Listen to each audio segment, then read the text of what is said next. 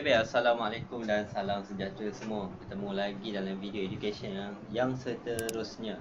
Okey baik, macam biasa untuk nak trade buka chart mula-mula define direction, define structure dulu. Barulah kita tengok benda yang lain.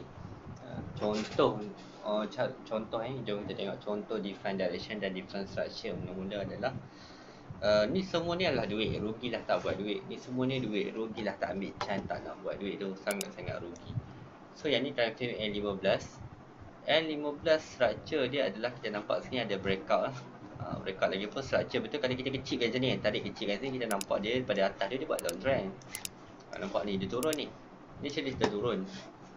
Ni semua cerita dia turun. Cerita dia turun, naik, turun, naik, turun, naik, turun, naik, turun, naik, turun. Ni semua cerita turun. Cuma kat sini dia naik lah. Ni cerita naik ni ada chances untuk nak cari buy kan. Ada peluang nak cari buy.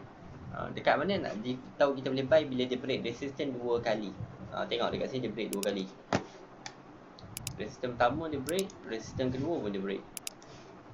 Bukan biasa-biasa resistance kedua dia break sekali dengan sideway lagi. Ni sideway. Bentuk sideway dia. Bentuk sideway ni pun dia break, dia pecah. Break. Yang ni boleh scalping nak masuk cari buy pula. Buy, curi cari buy lepas tu dia pullback je cari setup untuk nak buy. Macam mana nak buy? Macam biasa pada saya cari key level nak buy. Bila pullback ni kita boleh tunggu pullback dekat key level support lah. Support. Dekat mana support belah bawahnya dia. This one ada support. Boleh marking support lah kan. Kau ambil body sampai shadow ya. Body sampai shadow dan cantik juga kan support ni sebab bercantik. Dia buat support dia naik dalam keadaan sideways, price melemah dan turun. Turun. And then yang kalau setup mudah senang ni. Setup mudah ada yang engulfing ni, pullback dalam engulfing buy je. Macam ni. Buat engulfing, pullback dalam engulfing this one buy je. Tapi tak, confirmation dia terlalu mudah, tak berapa nak strong sangat. Dan kita nak strong lagi kita pergi ke lower time frame. Aku pergi 15 minit, pergi M5, M1 pun boleh. Setelah. So dekat M5 dekat sini dia pullback balik masuk M5 dalam ni. So very easy kalau dekat M5 ni aku nak dia pecahkan resistance 2 kali. 2 kali baru yakin untuk aku nak buy. Ada dah. Nampak M5 pun dah ada dah. Satu dekat M5 ni resistance pertama yang aku define, yang dia aku tukar color tu buat warna merah. Warna merah this one, dia break satu resistance. So tak cukup satu, aku nak 2. Minimum 2 dan ke atas. Yang 2 tu dia break dekat mana resistance dia, this one. Kalau dia break, alhamdulillah. Macam ni aku dah sebut alhamdulillah. Dia pullback ni cari engulfing saja yang ada kat bawah tu. Engulfing ataupun support lah. Yang ni support.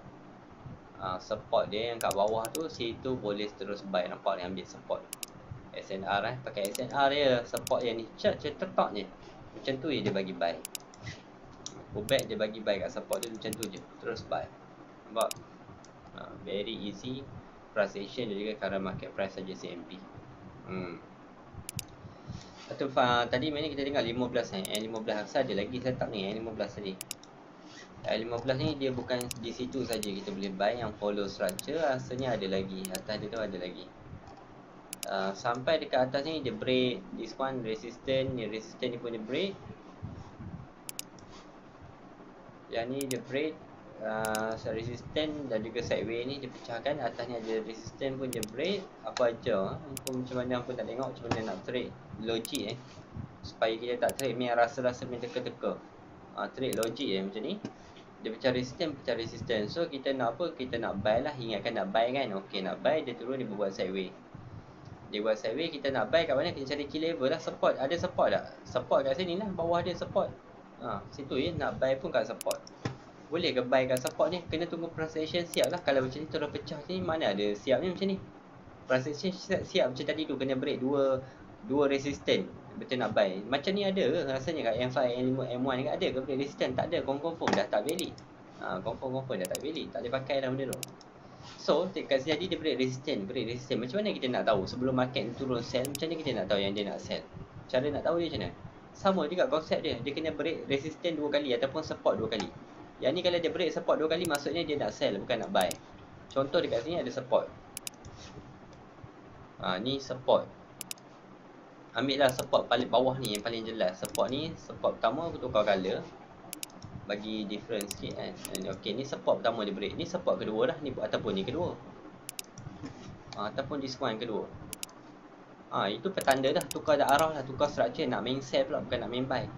This one pun dia break. Aku tukar balik adjust this one, ambil support yang ni. Support this one pun dia pecah. So ni cerita pullback untuk nak cari setup sell dekat time frame kecil. M5 pun nak cari sell ni. Kita nak cari sell. Dekat mana nak cari sell, carilah sell dekat dia punya resistance ataupun dia punya key level dia resistance lah. Ni resistance. Ni resistance dia. Dia datang. Okey, pergi time frame lebih kecil. M5 ada setup. Nampak macam ada setup. Setup ni dia datang ni siap ni. Ni siap ni. Aku siap ni. Ada ni.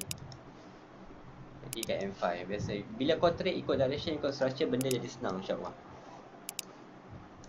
So dekat sini resistance yang M15 tadi, pernah datang kat sini, ada tak break support 2 kali? Of course ada. This one support dia break. Ni support dia. Kenapa yang tu support dia? Kau pergi kat line chart. Sini kau tak nampak, kau pergi line chart, kau akan nampak ini adalah bucu tajam. Pergi ke line chart. Nampak tak bucu tajam? Ini bucu tajam kedua dia. Valid lah. Nak apa lagi? Valid. Very easy when you use price action ke CMP, current market price. Price datang, pullback, naik entry balik dekat mana? Dekat resistance ni. Entry sell kat resistance ni, adalah resistance kat M5 juga. Ataupun ambil engulfing sell. Engulfing sell ni. Masuk balik dalam ni, sell dalam ni. Macam tu je. Dan floating pun tak teruk. Floating pun tak teruk, price turun. Price turun dan you dapat dalam berapa pip? Dalam 400 pip macam tu je. 400 pip disebabkan trade wall ni senang dapat 400 pip macam tu je. Alright. Semoga bermanfaat. Alright.